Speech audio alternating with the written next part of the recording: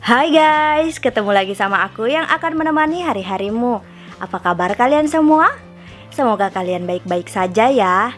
Kali ini saya akan membahas film The Good Doctor Season 2 episode 8, di mana kali ini kita diperlihatkan seorang anak-anak yang tidak diterima di beberapa rumah sakit akibat tidak divaksin, dan seorang wanita yang sering selingkuh karena penyakitnya. Oke, tanpa basa-basi kita langsung bahas filmnya. Tapi video ini mengandung spoiler ya. Jika tidak keberatan dengan spoiler, tonton videonya sampai habis.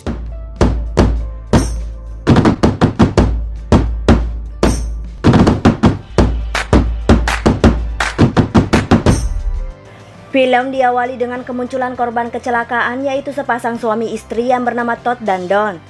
Todd mengalami panggul hingga kaki yang terpelintir sehingga harus dilakukan merelokasi panggul dari Todd. Dr. Murphy langsung merelokasi panggul dari Todd hingga Todd dapat langsung berjalan walau harus memakai tongkat. Di sisi lain, sang istri yang bernama Dawn mengalami pendarahan dalam tubuhnya sehingga harus dilakukan operasi. Para dokter pun melakukan operasi pada Dawn dan ternyata Dawn mengalami pendarahan pada tabung falopi. Tabung falopi merupakan bagian dari sistem reproduksi wanita yang berperan penting dalam proses menstruasi dan pembuahan. Saat melakukan operasi, para dokter menyadari jika Dawn sedang hamil dan janinnya tidak dapat ditolong. Setelah melakukan operasi, Dr. Brown dan Dr. Murphy langsung menemui Todd dan menjelaskan jika Dawn selamat, namun janin pada Dawn tidak bisa diselamatkan. Todd mendengar hal itu heran karena tidak mungkin jika Dawn hamil, karena Todd telah divaksinasi 10 tahun lalu bahkan sebelum menikah dengan Dawn. Vaksetomi adalah metode kontrasepsi yang dilakukan dengan memotong saluran sperma yang membawa sperma dari testis ke penis. Todd masih tidak percaya jika Dawn hamil dan mengklaim jika pihak rumah sakit membuat kesalahan dalam mendiagnosa. Bahkan Todd menduga jika vaksetomi yang dilakukan pada dirinya mengalami kebocoran. Tentu Dr. Brown membantah semua itu karena para dokter sangat yakin jika Dawn hamil. Sedangkan vaksetomi pun tidak mungkin mengalami kebocoran begitu saja. Apalagi vaksetomi itu telah dilakukan 10 tahun lalu dan tidak pernah ada masalah. Dr. Murphy dengan polosnya mengatakan bahwa kemungkinan terbesarnya Dawn hamil dengan orang lain.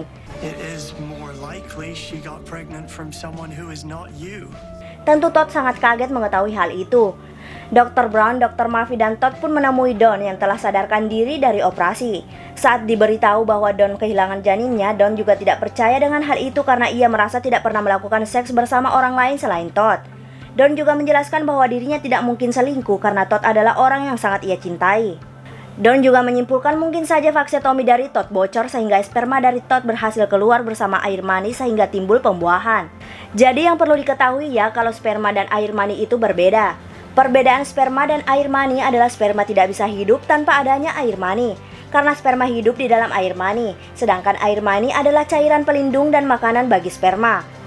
Sperma lah yang membuat terjadinya pembuahan, sedangkan air mani hanya berfungsi sebagai kendaraan bagi sperma menuju sel telur. Jadi vaksetomi berfungsi untuk membuat sperma tidak keluar namun air mani tetap dapat keluar namun tidak dapat terjadi pembuahan. Dawn pun meminta agar dilakukan pengujian pada air mani Todd, siapa tahu benar ada sperma yang bocor. Dr. Brown merasa hal itu percuma karena tidak mungkin vaksetomi bisa bocor setelah 10 tahun tidak ada masalah. Namun Dr. Brown menyetujuinya untuk melakukan pengecekan pada air mani Todd untuk memastikan semuanya. Saat air mani Todd sedang dicek, Dr. Murphy memeriksa keadaan Dawn.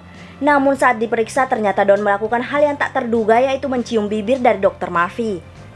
Dr. Murphy langsung mencoba menjauh dan langsung meninggalkan Dawn. Sebelum Dr. Murphy pergi, Dawn meminta maaf karena dirinya tidak bermaksud untuk melakukan hal itu. Dr. Murphy pun pergi dan mengambil hasil pengecekan air mani Todd dan memberitahu hasil tersebut kepada Dr. Brown dan Dr. Lim. Air mani dari Todd menunjukkan jika air mani Todd sama sekali tidak ada sperma sehingga Dr. Lim meminta agar Dr. Murphy menyampaikannya kepada Todd. Dr. Murphy langsung menemui Todd dan memberitahu bahwa air mani dari Todd sama sekali tidak ada sperma. Todd yang mendengar hal itu sangat marah dan langsung menemui Dawn. Todd mulai curiga kepada Dawn dan berkesimpulan jika Dawn selingkuh. Tidak hanya itu, bahkan ternyata uang simpanan mereka yang ada di bank hampir habis padahal hanya mereka berdua yang tahu. Dawn berusaha membela diri dengan mengatakan bahwa mungkin uang mereka telah dicuri dengan cara menyalahgunakan KTP mereka berdua. Bahkan Dawn juga menyalahkan pihak rumah sakit yang telah salah mengecek air mani dari Todd. Namun karena terus ditekan oleh Todd, akhirnya Dawn jujur jika dirinya memang selingkuh dan menghabiskan tabungan mereka. Dawn meminta maaf dan beralasan jika dirinya tidak bisa mengontrol dirinya hingga semua itu terjadi. Todd yang mendengar hal itu langsung meninggalkan Dawn. Dr. Murphy masih penasaran dengan Dawn, bertanya kenapa Dawn menikahi Todd. Di sini kita diperlihatkan jika Dawn benar-benar sangat mencintai Todd hingga kini bahkan ia tidak mau kehilangan Todd. Saat Don menjelaskan, tiba-tiba saja tanpa sadar Don menggerakkan tangannya. Dr. Murphy yang melihat hal itu menyadari jika Don mengidap tumor otak sehingga ia melakukan CTI pada Don untuk memastikannya. Jadi kemungkinan besar perselingkuhannya dan ciuman yang dilakukan kepada Dr. Murphy disebabkan karena kelainan mental pada Don akibat tumor otak yang dimiliki oleh Don. Namun saat Dr. Murphy dan Dr. Brown melakukan CTI, ternyata tidak ada tumor otak pada Don. Dr. Murphy dan Dr. Brown memberitahu bahwa tidak ada tumor otak pada Don. Dr. Murphy yang sangat kecewa kepada Don langsung ingin meninggalkan Don, namun ternyata Dr. Brown menyadari sesuatu. Dr. Brown meminta untuk Don menggambar sebuah jam dinding. Don pun menggambarnya, namun hasilnya tidak sama dengan jam dinding. Hal ini membuat Dr. Brown dan Dr. Murphy yakin jika Don terdapat tumor, namun bukan di otaknya, tapi di tempat lain, sehingga mereka harus melakukan CTI pada seluruh tubuh Don. Setelah dilakukan CTI pada seluruh badan Don, Dr. Murphy dan Dr. Brown menemukan sebuah tumor di dada Don. Tumor yang ada di dada ini menghambat protein yang menuju ke otak sehingga membuat kelainan mental, bahkan mengurangi inhibisi pada Don. Inhibisi adalah suatu sifat dalam mengontrol perilaku yang dilakukan individu. Rendahnya kemampuan inhibisi dapat memiliki pengaruh negatif bagi manusia. Jadi perselingkuhan yang dilakukan oleh Don karena penyakitnya yaitu tumor pada dadanya, bukan karena keinginan pribadi. Don juga menjelaskan kepada Todd jika uang tabungan mereka habis bukan karena diberikan kepada pria lain tetapi karena disumbangkan oleh Don. Don menjelaskan bahwa dirinya tidak bisa menahan rasa ingin memberikan uang kepada yang membutuhkan. Namun Todd tetap tidak terima dengan perselingkuhan yang dilakukan oleh Don apapun alasannya. Todd pun kembali meninggalkan Don dan tentu Don merasa sangat sedih karena sebenarnya Don sangat mencintai Todd. Don pun dilakukan operasi untuk mengangkat tumornya dan operasinya berjalan sangat lancar. Dr. Brown langsung menemui Todd yang ternyata ada di gereja. Dr. Brown memberitahu jika Don telah dilakukan operasi dan sedang menunggu kedatangan Todd. Namun Todd menjelaskan jika dirinya tidak akan bisa memaafkan Don. Dr. Brown mencoba menenangkan Todd dan menjelaskan jika Don melakukan semuanya karena tumornya sehingga dirinya melakukan apapun godaan yang diberikan padanya.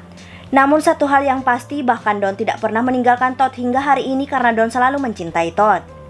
Dr. Brown pun meninggalkan Todd. Lalu kita diperlihatkan Dr. Murphy dan Dr. Brown sedang melakukan pemeriksaan pada Don yang telah dilakukan operasi. Don terlihat sudah sembuh karena Don tidak mau lagi mencium Dr. Murphy saat Dr. Murphy mendekati dirinya. Would you like to kiss me? Saat Dr. Murphy dan Dr. Brown sedang memeriksa Don, tiba-tiba saja Todd datang. Todd mencoba menerima kembali Don walau sangat berat. Di sisi lain, kita diperlihatkan seorang pasien yang bernama Fit mengalami kaku pada lehernya sekaligus sering merasa lelah dan sakit punggung. Dr. Resnick langsung mengecek refleks pada kaki Finn dengan cara memukul lutut Finn. Saat dilakukan pengecekan, ternyata Finn mempunyai refleks yang sangat lambat pada kakinya dan dapat disimpulkan kaki dari Finn melemah. Dr. Resnick yakin jika kelelahan dan kelemahan pada kaki Finn itu disebabkan adanya infeksi yang diakibatkan virus atau bakteri. Namun Dr. Park melihat berkas dari Finn dan menyadari jika Finn tidak pernah dilakukan vaksin dan ditakutkan yang terjadi pada Finn adalah polio. Orang tua Finn yang bernama Noah dan Bethany menjelaskan jika mereka tidak mau Finn divaksin karena saudaranya pernah divaksin dan akhirnya bermasalah pada ususnya. Bahkan Noah telah melakukan banyak penelitian dan hasilnya menunjukkan jika vaksin sangat berbahaya. Noah juga menjelaskan bahwa vaksin memang bekerja untuk kekebalan pada penyakit yang dicegah, namun resiko dari vaksin itu sendiri sangat banyak. Noah menjelaskan jika tidak seharusnya kita mencegah satu penyakit namun menimbulkan penyakit lain yang lebih banyak dan mengerikan. Dr. Resnick tentu membantah semua itu dan mengatakan jika yang dilakukan Noah membahayakan Finn. Saat Dr. Resnick dan Noah berdebat, Dr. Park menjelaskan jika dirinya juga pernah menangani seseorang yang bermasalah pada kesehatannya akibat vaksin. Dr. Park juga menjelaskan jika vaksin adalah keputusan pribadi seseorang tanpa ada paksaan dari rumah sakit atau apapun. Dr. Resnick yang tidak terima dengan perkataan Dr. Park langsung meminta berbicara empat mata. Dr. Resnick menjelaskan kepada Dr. Park bahwa mereka hanya mengada-ngada atas penelitian mereka dan akan membuat semua orang tidak mau divaksin. Dr. Resnick juga menyarankan agar Finn dan orang tuanya disuruh pulang saja karena begitu seharusnya memperlakukan seorang yang tidak mau divaksin. Jadi sebenarnya banyak rumah sakit yang tidak mau mengobati pasien jika vaksinnya tidak dilakukan. Banyak juga orang-orang yang berpikiran lebih percaya kepada dokter daripada vaksin. Jika sakit karena tidak divaksin, maka orang akan ke dokter untuk disembuhkan daripada harus divaksin untuk mencegah penyakit karena takut efek samping dari vaksin. Dr. Park sebenarnya setuju dengan pendapat Dr. Resnick, namun dirinya tidak mau memulangkan pasien yang sedang sakit seperti rumah sakit lain. Dr. Park menjelaskan jika dirinya akan merayu orang tua Finn agar Finn dilakukan vaksin saat Dr. Resnick melakukan pengujian polio pada Finn. Lalu kita diperlihatkan Dr. Park sedang berbicara dengan orang tua Finn. Dr. Park menjelaskan jika vaksin memanglah keputusan pribadi seseorang dan tidak boleh dipaksa oleh siapapun, namun vaksin dibuat untuk menyelamatkan anak-anak yang rentan penyakit. Dr. Park juga menjelaskan jika Finn pasti sering ditolak oleh rumah sakit akibat tidak pernah divaksin. Karena banyak rumah sakit yang tidak menerima Finn sehingga pasti Finn sering melakukan pengobatan alternatif. Dr. Park menyarankan agar Finn dilakukan vaksin saat ini agar tidak terjadi yang tidak diinginkan pada Finn. Saat Dr. Park sedang menjelaskan, tiba-tiba saja datang Dr. Resnick dan memberitahu bahwa Finn tidak mengalami polio. Dr. Resnick menyarankan agar Finn dilakukan MRI pada seluruh tubuh Finn agar mengetahui apa penyebab kelemahan pada kaki Finn. Mendengar hal itu tentu orang tua Finn makin tidak percaya dengan vaksin dan tidak setuju jika Finn divaksin dan meminta para dokter fokus menyembuhkan kaki Finn. Akhirnya Finn dilakukan MRI dan hasil MRI itu sangat mengejutkan, yaitu Finn memiliki 2 syaraf tulang belakang. Lalu kita diperlihatkan Dr. Melendez memberitahu keadaan dari Finn kepada orang tua Finn. Dr. Melendez menjelaskan jika Finn memiliki 2 syaraf tulang belakang dari lahir, namun ketika Finn masih kecil ini tidak jadi masalah. Namun ketika Finn kini telah puber, membuat 2 syaraf tulang belakang merenggang dengan sangat cepat dan membuat susah bergerak hingga melemahnya kaki pada Finn. Jika ini dibiarkan terus, maka mungkin Finn akan mengalami paraplegia. Paraplegia adalah kelumpuhan yang memengaruhi semua atau bagian batang tubuh, tungkai, dan organ panggul. Satu-satunya cara adalah dengan cara melakukan operasi untuk membuang 1 syaraf tulang belakang. Namun operasi itu memiliki resiko, yaitu kelumpuhan. Jadi jika dibiarkan Finn mengalami kelumpuhan dan jika dioperasi resikonya juga kelumpuhan, sehingga orang tua Finn setuju untuk dilakukan operasi. Lalu kita diperlihatkan Bethany menemui Dr. Park. Bethany menjelaskan jika dirinya telah berbicara dengan Noah dan mereka setuju jika Finn dilakukan vaksin sebelum dioperasi. Dr. Park sangat senang dan langsung melakukan vaksin pada Finn. Namun setelah vaksin disuntikan kepada Finn, tiba-tiba saja Finn ingin kencing dan langsung berjalan. Ternyata Finn sudah tidak dapat menyanggah badannya dengan kedua kakinya sehingga Finn terjatuh. Dr. Park langsung memeriksa kaki Finn dan benar saja kaki Finn sudah tidak bisa merasakan apapun dan sudah tidak dapat digerakkan sehingga harus cepat dilakukan operasi. Akhirnya Dr. Melendez, Dr. Park, dan Dr. Resnick langsung melakukan operasi membuang 1 syaraf tulang belakang. Operasi membuang 1 syaraf tulang belakang pun dilakukan dan berjalan sangat lancar. Lalu kita diperlihatkan Finn yang telah dioperasi dan kakinya kini telah dapat digerakkan. Namun tiba-tiba saja suhu tubuh dari Finn naik dan tekanan darahnya turun sangat cepat, hingga Finn pun mulai tak sadarkan diri. Dr. Park menjelaskan jika Finn mengalami infeksi saat dilakukan operasi sehingga Finn harus dilakukan operasi lagi agar infeksinya diobati. Dr. Park juga menjelaskan jika vaksin yang dilakukan tidak ada hubungannya dengan infeksi yang terjadi. Noah yang mendengar hal itu sangat kaget karena dirinya tidak pernah menyuruh para dokter untuk melakukan vaksin pada Finn. Bethany menjelaskan jika dirinya yang menyuruh Dr. Park melakukan vaksin pada Finn karena Bethany merasa ketakutan dengan perkataan Dr. Park. Noah sangat kecewa dengan apa yang dilakukan oleh Bethany karena menurut Noah vaksin itulah yang membuat Finn infeksi. Noah dan Bethany pun bertengkar dan memutuskan untuk tidak saling bicara. Lalu kita diperlihatkan Dr. Park sedang memeriksa keadaan Finn yang telah dilakukan operasi untuk mengobati infeksinya. Finn menyalahkan Dr. Park karena orang tuanya kini bertengkar dan kemungkinan besar mereka akan bercerai.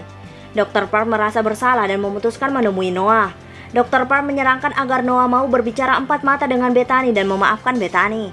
Namun Noah tidak memperdulikan perkataan Dr. Park dan menyalahkan Dr. Park karena telah membuat takut Bethany sehingga Bethany meminta melakukan vaksin pada Finn. Dr. Park sangat merasa bersalah dan memutuskan untuk meninggalkan Noah. Di sisi lain kita diperlihatkan Dr. Andrews dan Aoki sedang membahas jika Dr. Brown sedang diminati oleh rumah sakit lain.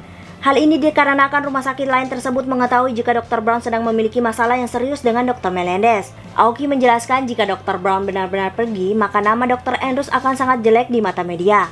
Hal ini dikarenakan belum ada 1 tahun berlalu, tapi sudah 2 dokter residen yang memutuskan untuk pergi, yaitu Dr. Kalu dan Dr. Brown. Dr. Andrews yang mendengar hal itu langsung menemui Dr. Brown. Dr. Andrews mencoba merayu Dr. Brown agar tetap bertahan di rumah sakit itu dan menjelaskan jika rumah sakit yang dipimpin adalah yang terbaik. Dr. Brown mengakui hal itu, namun dirinya sudah tidak dianggap oleh Dr. Melendez dan itu menghambat dirinya untuk belajar menjadi dokter ahli bedah hebat. Dr. Brown juga mengatakan dengan tegas bahwa dirinya tidak mau memohon kepada Dr. Melendez untuk diterima kembali dan langsung meninggalkan Dr. Andrews. Dr. Andrews yang tidak bisa membujuk Dr. Brown memutuskan menemui Dr. Melendez. Dr. Andrews meminta agar Dr. Melendez bisa berbicara dengan Dr. Brown dan memaafkannya. Dr. Melendez awalnya tentu menolak hal itu karena dirinya merasa Dr. Brown telah melangkahi dirinya dalam mengambil keputusan. Dr. Andrews menjelaskan jika dirinya tidak bisa memaafkan Dr. Brown dan tidak bertindak sebagai pemimpin yang baik, maka Dr. Andrews akan mencoret nama Dr. Melendez untuk menjadi kepala unit bedah. Jadi posisi kepala unit bedah sedang kosong, karena Dr. Andrews telah menjadi presiden rumah sakit dan yang mungkin akan menggantikannya menjadi kepala unit bedah adalah Dr. Melendez atau Dr. Lim. Dr. Andrews pun langsung meninggalkan Dr. Melendez. Lalu kita diperlihatkan Dr. Melendez dengan berat hati menemui Dr. Brown. Namun saat Dr. Melendez baru ingin bicara, tiba-tiba saja dipotong oleh Dr. Brown dan mengatakan bahwa dirinya meminta maaf atas sifatnya telah melangkahi Dr. Melendez. Namun Dr. Brown menjelaskan jika dia minta maaf bukan karena dirinya mengakui jika dia salah. Dr. Brown tahu bahwa Dr. Melendez datang karena dipaksa oleh Dr. Andrews agar Dr. Brown tidak pergi meninggalkan rumah sakit itu. Karena jika Dr. Brown pergi, Dr. Melendez akan dicoret menjadi kepala unit bedah. Dr. Brown meminta maaf hanya untuk melindungi Dr. Melendez agar tetap bisa menjadi kepala unit bedah. Dr. Melendez mendengar hal itu sangat respek kepada Dr. Brown dan langsung meninggalkan Dr. Brown. Di sisi lain, Dr. Marina sedang memeriksa keadaan Dr. Glassman yang telah dilakukan radiasi. Dr. Marina melakukan pemeriksaan ini karena terlihat akhir-akhir ini Dr. Glassman sering mengalami lupa. Namun Dr. Glassman membantah semua itu karena menurutnya dirinya lupa adalah suatu hal yang wajar seperti orang pada umumnya. Dr. Marina sangat kesal dengan sifat Dr. Glassman yang tidak mau mengakui jika Dr. Glassman kini mengalami masalah pada ingatannya. Hal ini membuat Dr. Marina tidak bisa melakukan pemeriksaan pada Dr. Glassman dan memutuskan mengusir Dr. Glassman.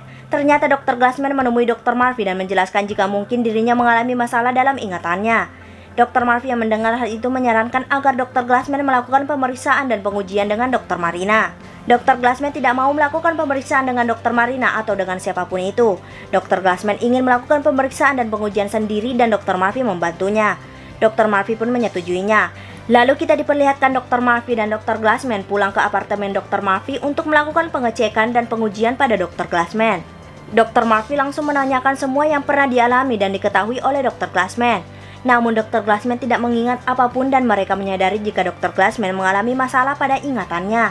Dan film pun berakhir. Jika suka dengan channel ini, mohon di subscribe, like, comment, and share. Jika ada film yang ingin dibuatkan alurnya, komen aja. See you!